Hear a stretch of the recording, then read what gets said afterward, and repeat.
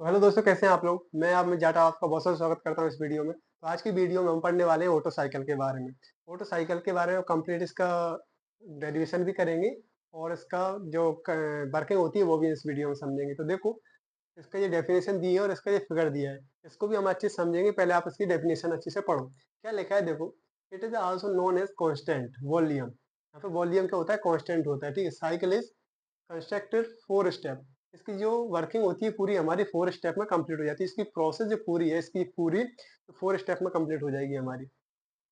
पहली देखो, function, compression, exhaustion और एग्जॉस्ट। ये हमारी 4 स्टेप दी हुई है। तो देखो, इसे समझने के पहले मैं आपको एक इंजन का डायग्राम बना के उससे अच्छे से समझाता हूँ। देखो, मान लो ये हमारे पास कोई इंजन है। ऐसा ही होता है इंजन। देखो, मान लो ये कोई हमारी पिस्टन है। ये कोई हमारी पिस्टन है। तो ये हमारे जहाँ से मान लो गैस अंदर आती आने वाला द्वार है और जहाँ से हमारा ये बाहर निकलता है, ऐसा मान लो। और ये हमारा कोई जो घर में आग लगाता है उसका वो है। ठीक है। तो इसमें मान लो कोई हवा मवा भर देते हैं हम लोग ऐसा। इसमें कोई वायु है, हवा जो भी भर देते हैं। तो देखो, इंजन में क्या होता है, सबसे पहले 4 स्टेप में इसका जो 2 स्टेप वाला इंजन है। तो देखो, 4 स्ट्रोक इंजन है ये वाला। देखो, इसमें से गैस मान लो बाहर से ये गैस बाहर थी। इसकी गैस अंदर प्रवेश की।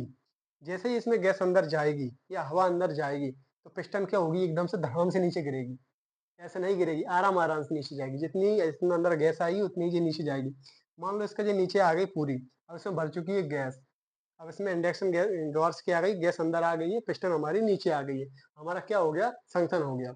इसके बाद देखिए, अब क्या होगा, जो पिस्टन है ऊपर जाएगी, मतलब इसका हवा का क्या, ये हवा जो है भरी है इसमें, इसका क्या होगा, कंप्रेशन होगा। ये पिस्टन यहाँ पे, यहाँ तक कहीं पे पहुंच पाएगी। एकदम ये क्या होगी, गैस एकदम भर जाएगी एकदम। जैसे आपने फुब्बारा देखा हो तो उसमें गैस भरते हैं तो एकदम वो लाल पीला नहीं हो जाता। ऐसे इसमें मान लो ये हवा एकदम से कंप्रेस हो जाएगी। तो जैसे ही मान लो ये कंप्रेस हुआ, तो ये स्पार्क प्लग क्या करता है, यहाँ से एक चिंगारी डाल देता है। तो चिंगारी जैसे ही डालता है तो उसमें और आग लग जाती है। जैसे ही उसमें आग लगेगी, तो इसमें एक तरह का आप मान लो बम फट जाता है। जैसे बम अगर फटा, तो वहां से फटा, मेरा मतलब ये पिस्टन एकदम से नीचे गिर जाती है। ये पिस्टन एकदम धाम से नीचे गिरेगी। और इसमें आग लगी तो धाम से पीछे नीचे गिरी, तो इसमें कुछ स्टीम बनती है। और जो धुआं वगैरह होता है, वो इस वाले गैस से बाहर निकलता है। कब? जब ये पिस्टन एकदम वहां से नीचे गिरने के बाद वो ऊपर जाती है। देखो, दोबारा से मैं समझाता हूँ। कि सबसे पहले एयर इसमें अंदर प्रवेश की थी, पिस्टन धीरे धीरे नीचे आई। उसके बाद में पिस्टन ऊपर जाएगी। ये हमारे पास गैस है जो भी इसके अंदर भरा हुआ था, वो हमारा क्या हो गया, एकदम से कंप्रेस हो गया। फिर ये पिस्टन ने इसमें थोड़ी सी आग लगा दी, चिंगारी डाल दी। फिर क्या हुआ, ये हमारा जिसमें थोड़ी आग लगी और पिस्टन एकदम से नीचे गिर गई। आग लगी, इसको से स्टीम बनी, वो हमने यूज में ले ली। और जिसका ये धुआं वगैरह था, ये हमारे इस वाले गेट से बाहर निकल गया, एग्जॉस्ट गेट से बाहर निकल जाएगा। ठीक है। अब एक बात ध्यान रखना कि इधर से गैस भरेगी और ये ऊपर कंप्रेस होगा जब ये वाला गेट बंद हो जाता है। और फिर दोबारा से ये ऊपर जाने के बाद में ये वाला गेट खुलता है। पहले ये बंद होगा फिर ये खुलेगा, इतना बात आपको ध्यान रखना है। तो अब मैं चलता हूँ इसको डायग्राम पे लेके आपको। देखो, मैंने इसमें समझाया वही मैं आपको इसमें समझाऊंगा। देखो, यहाँ से 1 से लेकर 2 तक हमारी फर्स्ट प्रोसेस रहेगी, ये वाली संक्शन वाली। यहाँ से गैस क्या होगी, अंदर प्रवेश करेगी। यहाँ से थोड़ा कंप्रेशन, ऐसे पिस्टन नीचे आने के बाद ऊपर कंप्रेस होगी। फिर यहाँ से मैंने आपको बताया, ये पिस्टन थोड़ी आग लगाई और एकदम से पिस्टन नीचे गिरेगी। फिर ये हमारा वापस से एक गैस हमसे जो धुआं वगैरह था यहाँ से बाहर निकल जाएगा। ठीक है। तो देखो, यहाँ से 1 से लेकर 2 तक हमारा क्या हुआ, कंप्रेशन हुआ। इसको हमने, ये हमारा कंपैरिजन हुआ, इसका ये इधर जाएगा, साइकिल प्रोसेस चल रही है तो हमारा ये ऐसा ऐसा जा रहा है। ठीक है। अब देखो, हमारा ये वाला देखो, 2 से 3 और 4 से 1, ये दोनों ही हमारे क्या है, आइसोटैक्टिक प्रोसेस। ये दोनों ही हमारी आइसोटैक्टिक प्रोसेस है। और हमारी 1 से 2 और 3 से 4 ये हमारी क्या है, आइसोटैक्टिक प्रोसेस है। इसका जो ये कांस्टेंट होता है, जैसे P V equal to N R T आपने पढ़ा होगा, वो हमारा क्या होता है, कांस्टेंट होता है। ठीक है। P V power N equal to constant है। अब मैं आपका इसको डेरिवेशन भी इसका करवाऊंगा। तो इससे पहले आप इसकी जो जो एक आप इस डेफिनेशन है, आप इसको नोट कर लीजिए। इसके बाद हम स्टार्ट करेंगे। ठीक है। तो आप इसको नोट कीजिए, मैं एक साइड हट जाता हूँ। ठीक है। तो आपने आई होप इसको स्क्रीनशॉट या नोट कर लिया होगा। ठीक है। तो मैं आपको ले चलता हूँ इसके डेरिवेशन पे। ठीक है। तो देखो, इसका डेरिवेशन क्या हुआ, इसमें एक चीज दी हुई है कि यहाँ से यहाँ तक मैंने दिया है इसको वी एस, इसको दिया है वी सी। क्या है जी, इसको मैं आपको समझाता हूँ। देखो, जो वी एस जो है स्वीट्स वॉल्यूम है, जो वी सी जो है क्लियरेंस वॉल्यूम है। इसका क्या मतलब है देखो, मैं यहाँ से लिखता हूँ कि switch volume plus clearance volume, ठीक है, इजिकल टू हमारा क्या हुआ, वी टोटल वॉल्यूम, ठीक है। यहाँ से यहाँ तक का V S volume plus V C volume equal to हमारा क्या हुआ, टोटल वॉल्यूम। देखो स्विच वॉल्यूम मतलब हमारा एस प्लस क्लियरेंस वॉल्यूम मतलब कि V C equal to total volume को मान लेता हूँ मैं वी, इसको लिख देता हूँ टोटल।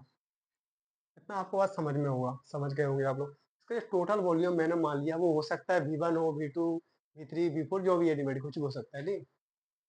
तो मैं अभी समझने के लिए क्या कर सकता हूँ कि Vs plus Vc equal to V1 मान लेता हूँ मैं इसको इक्वेशन नंबर 1, ठीक है। स्टार्टिंग समझ रहे हैं हम इसलिए।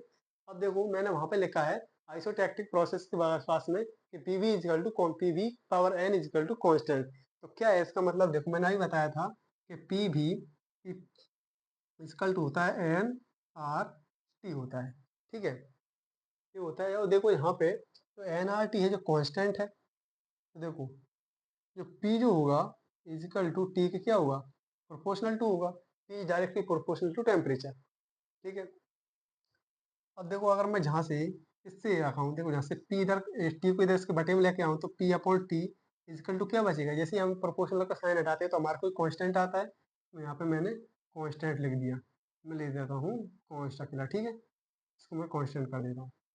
P upon T equal to constant, ये किसके लिए होगा, P one upon T one के लिए भी होगा, P one upon T two के लिए भी होगा, P three upon T three के लिए भी होगा, P four upon T four के लिए भी कांस्टेंट होगा। ये चारों के लिए 1 2 3 4 के लिए सभी के लिए कांस्टेंट होगा, ये बात आपको समझ गए होंगे। तो देखो आगे हम क्या करते हैं, इसको आगे बढ़ते हैं। देखो अब मुझे एक बात बताइए, ये V1 और V2 और V3 और V4, देखो मैं आपको लिख के दिखाता हूँ कि V1 upon V4 V2 V1 upon V2, ये क्या हो रहा है, यहाँ पे कंपेरिजन रेशियो है इनका। ये क्या है V1 अपॉन V2, ये क्या है हमारा comparison ratio, comparison ratio, comparison ratio हमको मान लेते हैं आर सी मान लेता हूँ मैं, इसको क्या मान लेते हैं हम, comparison ratio V1 upon V2, यहाँ से यहाँ तक के लिए हमारा क्या है, कंपेरिजन रेशियो है। इसी के लिए मैं बात करूँ, हमारा V4 अपॉन V3, ये हमारा क्या है, एक्जेक्शन रेशियो, क्या है हमारा, एक्सपेंशन रेशियो, इसको मान लेता हूँ आर, ये सब हमारा क्या है, ये हमारा कंपेरिजन रेशियो है, ये हमारा एक्सपेंशन रेशियो है। इसका क्या मतलब है, देखो जैसे हम मैं बात करूँ आर सी इजिकल टू क्या हुआ हमारा, V1 अपॉन V2, ठीक है। ऐसे ही अब आप देखो मैंने जब V1 are C equal to इससे लिखा V1 upon V2 comparison ratio से मैंने यहाँ पे लिखा R C equal to V1 upon V2, ठीक है। अब देखो V1 का वैल्यू मैंने कुछ माना था, V1 का वैल्यू हमने लिखा था Vs प्लस Vc, मैं यहाँ पे रख देता हूँ, क्या है Vs प्लस Vc अपॉन ये V2 क्या है यहाँ पे, ये देखो ये हमारा क्या हो रहा है, यहाँ पे कंपेरिजन हो रहा है, ये कंपेरिजन के लिए है ना हमारा, तो मैं यहाँ पे लिख देता हूँ कंपेरिजन के लिए Vc, ठीक है।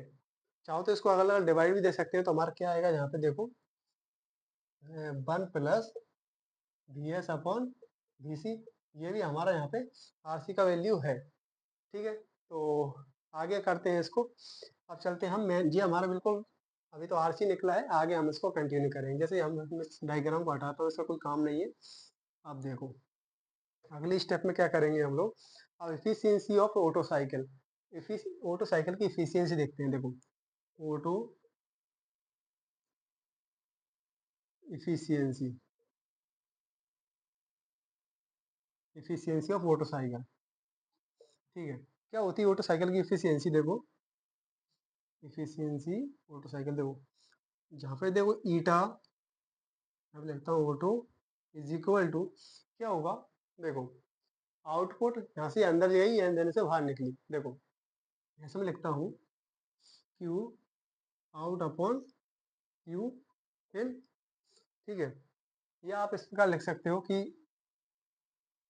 आउटपुट अपॉन इनपुट भी आप लिख सकते हो यहाँ पे, आउटपुट अपॉन इनपुट, इनपुट, ठीक है। ये आ गई ऑटो साइकिल की efficiency equal to output upon input, जी इसकी ऑटो साइकिल की इफिशियंसी हो गई। इसका क्या मतलब है देखो, ऑटो इजिकल टू, ये साइन किसका है, ईटा का है, आपको ध्यान रखना है, ठीक है। ईटा इजिकल टू क्या है, यहाँ पे देखो Q in is minus Q out upon Q in, ठीक है। आगे करते हैं देखो, इसमें भी चाहो तो आप क्या कर सकते हो, इसमें इसकी डिवाइड करके एक सिंगल वैल्यू लिख सकते हो। तो पहले आप इसका स्क्रीनशॉट लीजिए, इसके बाद हम आगे बढ़ते हैं, ठीक है। तो देखो आगे क्या करते हैं हम लोग,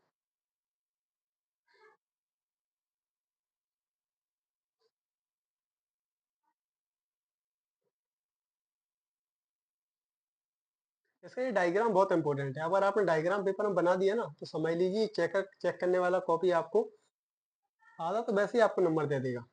आप डेरिवेशन भी नहीं भी करेंगे ना, तो इसका आंसर लिख देंगे ना डायरेक्ट, तो भी आपको लगभग आधे मार्क्स आपको वो दे देगा।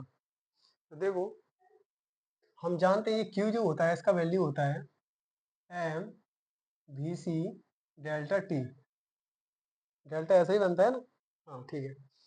तो देखो यहाँ से टेम्परेचर इसका तो क्या हुआ, देखो मैं यहाँ पे लिखता हूँ N O two is equal to, इसके लिए भी लिखूंगा इसके भी लिखूंगा, तो यहाँ पे देखो एम सी दोनों में कॉमन रहेगा। चलो एक बार लिख देते हैं, फिर बाद में आप कंफ्यूजन होगी नहीं तो। एम बी सी क्या हुआ, इसका क्या मतलब होता है टी वन टी टू, इसको हम खोलेंगे तो यही बनेगा ना हमारा टी वन, यहाँ से आई वन से टू तक के लिए, टू से थ्री के लिए, थ्री से फोर के लिए, फोर से वन के लिए, यही हमारा बनेगा। तो मैं यही लिखूंगा देखो, टी के लिए हमारा क्या हो जाएगा यहाँ पे, टी थ्री से हमारा टू हो जाएगा माइनस एम बी सी, जब हो जाएगा टी फोर से टी वन, ठीक है, अपॉन एम सी भी टी के लिए हो जाएगा T three minus T two. अब देखो जहाँ से एम बी सी और जहाँ से कॉमन अगर अगर डिवाइड कर देंगे तो इससे ये वैल्यू कट जाएगी, यहाँ पे बना आ जाएगा देखो एन, सॉरी ये ईटा है तो अच्छे से लिखना है इसको, eta Otto is equal to one minus M B C T four minus T one upon M C B T three T two, ठीक है। इतना आपको समझ में आया। देखो सी भी जो है specific heat capacity of volume, ये क्या है हमारा, मैं लिख देता हूँ B C is equal to specific capacity, specific capacity of heat of volume, ठीक है। अब लिख लेना specific heat of capacity of volume, ठीक है। आगे देखो आगे क्या करते हैं हम लोग। तो आगे इसकी वैल्यू रखनी है, आगे इसमें कुछ है नहीं। देखो जैसे आप इसमें वैल्यू रखोगे तो इसमें M B C M B B cut जाएगा, तो हमारा बचेगा देखो क्या, इससे ये भी हमारा कट सकते हैं हम लोग, O two is equal to, इससे हमारा कट जाएगा ना ये, तो बचेगा one minus T four minus T one upon T three minus T two, ये हमारा बचेगा। अब देखो मैंने शुरू में आपको वैल्यू लिखवाई थी कि पी वी की power N equal to N R T होता है, ठीक है। और इसको हमने लिखा था वहां से कांस्टेंट, कांस्टेंट होता है। अब मुझे बताइए कि ये पी का वैल्यू होता है, देखो हमने शुरू में लिखा था कि पी प्रोपोर्शनल होता है टी के, ठीक है। जहाँ से हम ऐसे नहीं, ऐसे समझो आप लोग कि P V equal to N R T समझा था हमने, यहाँ से एन आर टी था हमारा कांस्टेंट था। अगर मैं यहाँ से पी का वैल्यू निकालना चाहूँ तो क्या बनेगा हमारा, P equal to T upon V बनेगा। तो पी का वैल्यू क्या है हमारा, टी अपॉन वी आया। तो इस पी की वैल्यू को मैं समीकरण नंबर इसमें वाले में पुट करता हूँ, तो देखो क्या बनेगा हमारा, टी का वैल्यू क्या रख देता हूँ इस वाले में, टी अपॉन वी, और ये वी की पावर एन हमको पहले से दिया है, इज इक्वल टू कॉन्स्टेंट, ठीक है। ये हमें कॉन्स्टेंट दिया है। अब देखो इसके आगे हम करते हैं। अब देखो, अब इस भी को ऊपर लेके जाते हैं, देखो इसकी पावर वन है, इसकी पावर आर है, आर इसको बोलते हैं क्या, ओ, आर बोल लो इसको, आर ना, ठीक है। तो देखो भी इसकी पावर वन है, इसमें से माइनस हो जाएगी वन, तो टी बी की power R minus one equal to constant. अब ये भी सबके लिए हो जाएगा हमारा, टी वन बी वन के लिए, टी टू बी टू के लिए, टी थ्री टी फोर के लिए, सभी के लिए हो जाएगा, सबके लिए कांस्टेंट। तो आगे देखो आगे किस प्रकार हम इसको करेंगे। अगर मैं इन दोनों को डिवाइड कर दूं तो टी से टी हमारा कटेगा, और देखो यहाँ से टी से टी कटेगा, यहाँ से देखो मान लो, जैसे मान लो मैं यहाँ पे, ये हमारा सबके लिए होगा, T1 T2 V2 के लिए, देखो ये हमारा होगा T1 V2 आर की पावर 1 वैसे कांस्टेंट, T2 V2 के लिए सबके लिए होगा ये।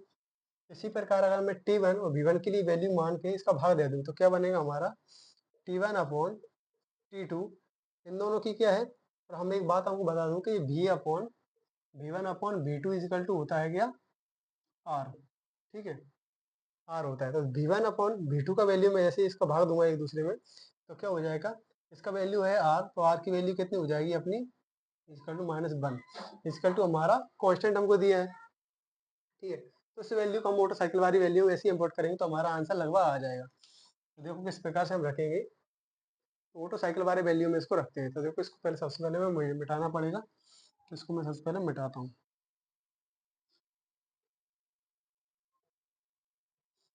देखो ईटा इज इक्वल टू, हमको क्या दिया है, 1 minus T4 minus T1 upon T3 minus T2, ये हमको दिया है। T1 अपॉन T2 का वैल्यू मुझको वहां से मैं इसमें पुट कर दूंगा, देखो क्या बनेगा, n is equal to minus T4 minus T1 upon T, यहाँ को क्या हो जाएगा हमारा वैल्यू, r की पावर n-1 4 माइनस T1 और r की पावर -1। देखो यहाँ से टी आर की पावर n-1, आर की पावर n-1 कॉमन आ जाएगा, इजिकल टू 1 माइनस, यहाँ से हम दोनों ये कॉमन लेंगे तो हमारा कॉमन क्या आएगा, यहाँ से आर की पावर ईटा एन, इसको हम बोलते हैं, देखो देखो ये जो साइन होता है ये वाला, इसको हम बोलते हैं गामा, क्या बोलते हैं इसको, गामा। तो ये क्या है हमारा गामा, किसी किसी बुक में एन दिया तो आप एन लिख सकते हैं, गामा लिख सकते हैं, इसको क्या है गामा, ठीक है। तो देखो क्या बचेगा, आर की पावर गामा -1, अंदर क्या बचा हमारा T4 माइनस T1, ऊपर क्या बचेगा 1 माइनस T4 माइनस T1। अब देखो T4 T-1 से T4 T-1 कट जाएगा, बचेगा क्या हमारा, देखो eta is equal to 1 minus 1 की पावर आर की पावर गामा -1, ये हमारा जो है फाइनल आंसर है, ठीक है। देखो एक बार और समझाता हूँ मैं इसको अच्छे से। तो सबसे पहले मैंने ऑटो साइकिल लिखा था, फिर हमने देखा कि ये इसमें कांस्टेंट होता है, पी बराबर कांस्टेंट होता था, उससे हमने दोनों की वैल्यू रखी, इसके बाद में हमने ऑटो साइकिल का एफिशिएंसी का फॉर्मूला लगाने के बाद में ये हमारा हमने फॉर्मूला बना लिया था। इसका जो क्यू बराबर M B C delta T था, इसके टी का वैल्यू हमारे पास चारों के लिए होगा, तो हमारे T3 से लेके इसमें से उसको माइनस कर देंगे और इसमें से इसको माइनस कर देंगे, ठीक है। इसके बाद में हमारा ये इसको कैलकुलेशन करने के बाद में ये आया, एम बी सी कट गया, ठीक है।